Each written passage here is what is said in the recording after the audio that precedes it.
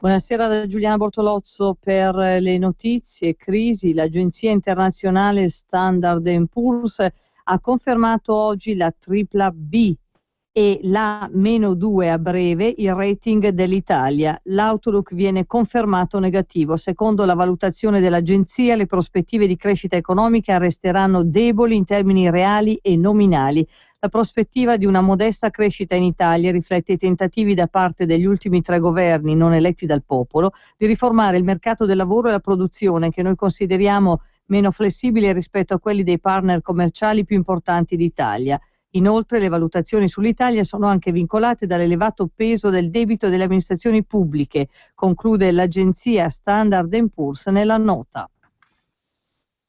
La bilancia dei pagamenti europea ha registrato un surplus di 32,2 miliardi di euro, pari all'1% del PIL nel primo trimestre 2014. Nell'ultimo trimestre 2013 l'avanzo era di 36,3 miliardi, mentre nel primo era di 34,9 miliardi. È la prima stima di Eurostat.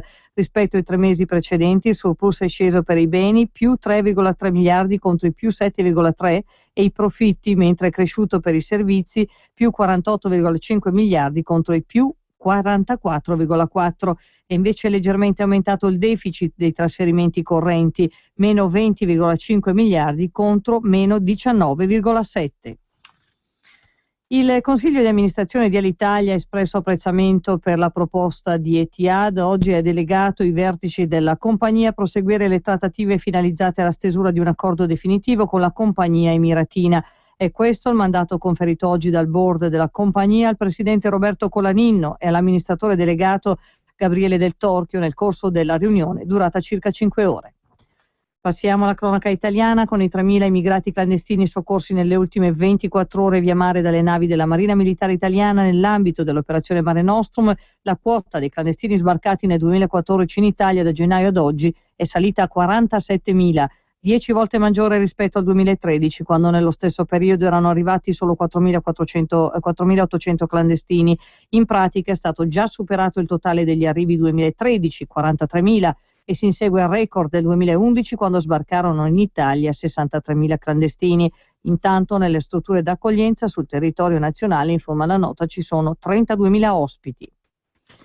Da Milano, il pubblico ministero di Milano Elio Ramondini ha chiuso oggi l'inchiesta sul duplice omicidio in via Muratori a Milano, in cui il 10 settembre 2012 furono uccisi a colpi di pistola Massimiliano Spelate e la sua compagna Carolina Ortiz Paiano, la quale aveva in braccio la figlia di 2 anni rimasta illesa. Nel documento di chiusura emerge il nome del presunto mandante dell'omicidio, Hashem Bonacci, algerino di 31 anni, già detenuto per altra causa nel carcere di Pavia. È accusato di aver progettato l'esecuzione insieme a Mario Maffod e Carmine Alvaro, i 2 trafficanti fermati il 26 settembre 2013, che avrebbero agito per evitare di pagare alla coppia 40.000 euro per 1,5 kg di droga. Altra novità è che sono indagate 32 persone che sarebbero state coinvolte in un traffico di droga in Sud America. Passiamo all'estero Siria, alla luce degli ultimi sviluppi della guerra civile in Siria, che hanno visto il rafforzamento del regime di Bashar Assad grazie al determinante aiuto delle milizie sciite libanesi di Hezbollah. Gli Stati Uniti hanno cambiato marcia negli aiuti all'opposizione siriana, dopo aver sempre sostenuto di fornire solo aiuti non letali, aiuti letali, ossia armi, anche se solo l'opposizione moderata di cui sia stata verificata la natura. Lo ha dichiarato oggi il consigliere per la sicurezza nazionale della Casa Bianca Susan Rice, braccio destro di Obama su questi temi, a margine della cerimonia per il 70° anniversario dello sbarco in Normandia.